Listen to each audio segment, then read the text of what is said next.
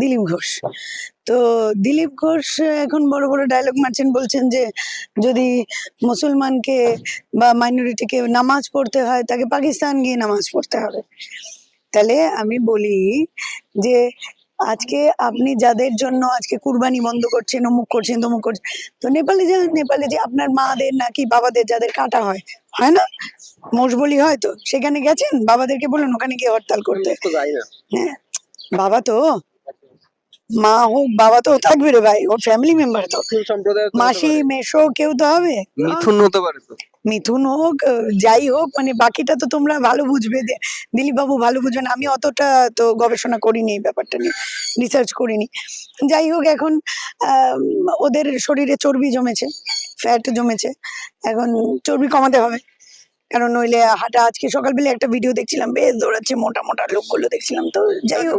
শুভেন্দু অধিকারী দৌড়েছিল আজকে, তাই নাকি? তাহলে হ্যাঁ, মোটা চোখে পড়ছিল, ঠিক ঠিক ঠিক, মুখ্যমন্ত্রী। তো যাই হোক, ওদের এতদিন সুযোগ পায়নি রোগা হওয়ার, এতদিন তো খালি কামিয়েছে।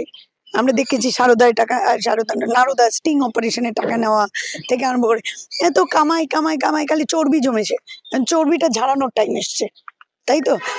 কারণ এরাও তো এই রামদেব বাবা থেকে আরম্ভ করে অমুক, কারণ এদের যে বুদ্ধি, দেখুন কিছু একটা তো করতে হবে। বাংলায় এসে বাংলার এখন শিক্ষামন্ত্রীটা ভাবুন আপনি, উপদেষ্টা কে, ওই কি বোমা অর্জুন, আমাদের এক অর্জুনকে দেখেছি 3 মার, তো আরেক একজন বোমা মারে, তাই তো। তো সে বলছেন বোমা অর্জুন, সে যদি আজকে উপদেষ্টা হয়, তাহলে আপনি ভাবুন, আমি আগে কি বলতাম যে বাচ্চারা যদি এই সরকার থাকে, স্কুলে গিয়ে A ফর অ্যাপেল আর B ফর বল শিখবে না, A for Adani, B for black money, C for cut money, D for দালালি করবে, E ফর এক্সটর্শন আর F ফর ফুটানি মারবে, এটা জানতাম। কিন্তু আজকের দিনে দাঁড়িয়ে সেই উপদেষ্টা, যে বোমা বাঁধা যে লোকটা, তাকে উপদেষ্টা দেখতে হচ্ছে, তার মানে ভাবুন ক্লাস 4 এর বাচ্চাটা গিয়ে কি শিখবে, কিভাবে বোম বানানো হয়, মেশিন কি করে চালাতে হবে, হ্যাঁ, 9mm কি করে চালাবো, কার বাড়িতে মারবো, হ্যাঁ, এই তো শিখবে, এই তো কালচার, এগ্রিকালচার হচ্ছে বাংলায়। তো দেখুন, এটা একটা সম্প্রদায়কে আমরা বরাবর মেনেছি, এটা একটা সাম্প্রদায়িক দল, মানুষের বোঝা উচিত ছিল। দিল্লির লাড্ডু খেতে চেয়েছিল সব বাঙালিরা, আজকে বাঙালিরা খেয়েছে। আজকে রেড রোড, প্রধানমন্ত্রী আসবে, প্রধানমন্ত্রীর জন্য রাস্তা বন্ধ করবে না তো কার জন্য করবে, কমেন্ট পাস হচ্ছে আমি দেখলাম।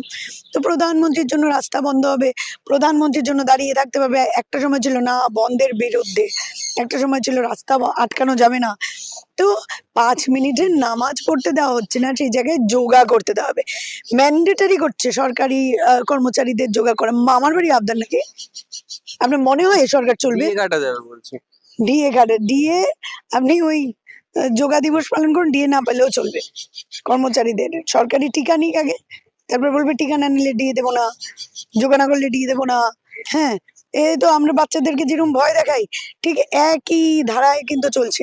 আমার বক্তব্য হলো, হকাররা সরকার এনেছিল, আজকে ওদের হকারিরাও উঠে গেছে, তাই তো। তো কারা কারা মানে আমরা তো বলছি হিন্দু খাতরে মে হ্যাঁ, আপনি কি করে চাপাতে পারেন যে আপনাকে যোগা করতে হবে, সরকারি কর্মচারীকে যোগা করতে হবে, তারপরে আজকে প্রত্যেকটা সরকারি কর্মচারীর বাড়িতে স্মার্ট মিটার বসাতে হবে? কোথাকার আইন এগুলো? সুপ্রিম কোর্ট, হাইকোর্টে গেলে ঢপেও টিকবে না।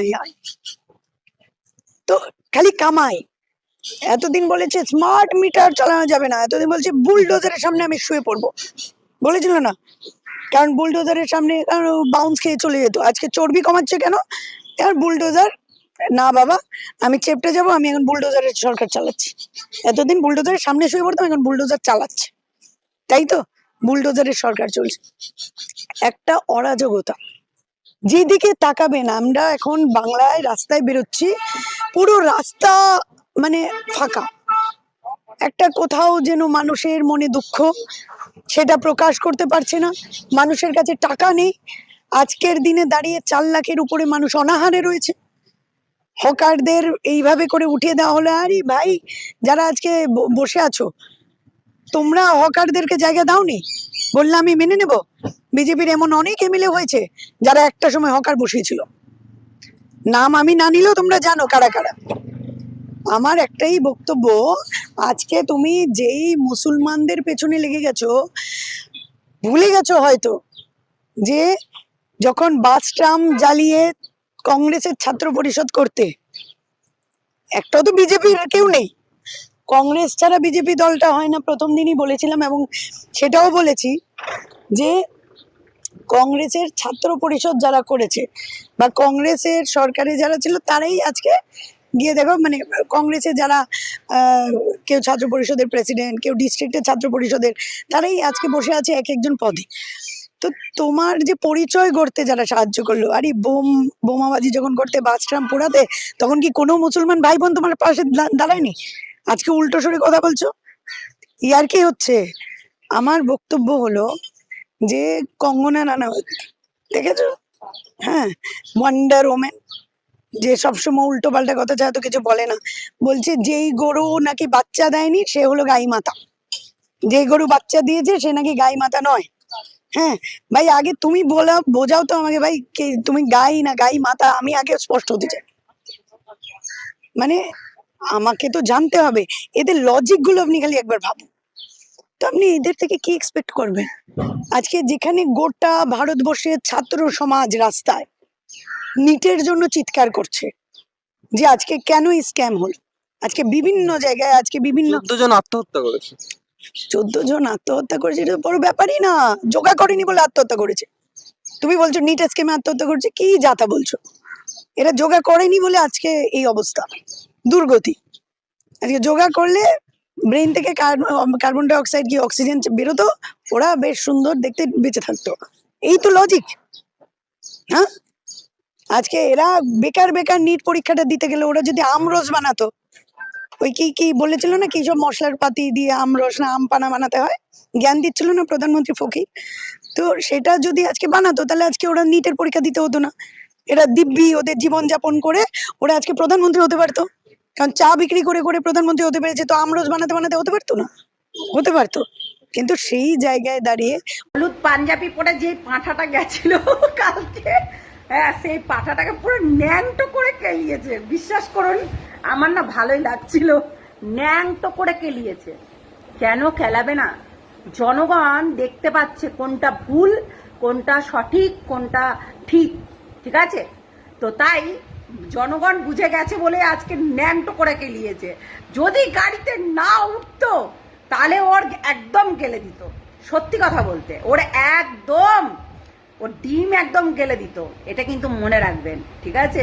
শুধুমাত্র গাড়িতে উঠে গেছে বলে জামাই আদরটা করতে পারেনি, মানে জামাই, আজকে তো জামাই ষষ্ঠী, তাই না?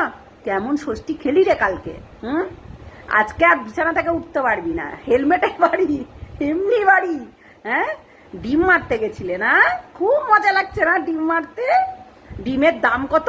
8 টাকা করে ডিম হয়ে গেল এই ডিম মারাতে। এই ডিম মারামারিতে 8 টাকা হয়ে গেল ডিম, ঠিক আছে?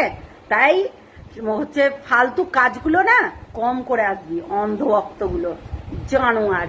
তো জানোয়ারের দল, সত্যি এদেরকে ধরে কেলানোই দরকার। সত্যি পাবলিকের মার বলে না কেওড়াতলা পার, তো সেই রকম অন্যায় করলে না মার খেতেই হবে। জামাই আদর কেমন দিল তাই বলো, আমার তো দেখে খুব খুশি লাগছিল, কেননা একবারে পুরো ন্যাংটো করে মেরেছে, ঠিকই করেছে, ওর ন্যাংটো করার চিবিটা বের করে দেয়নি, তাই খুব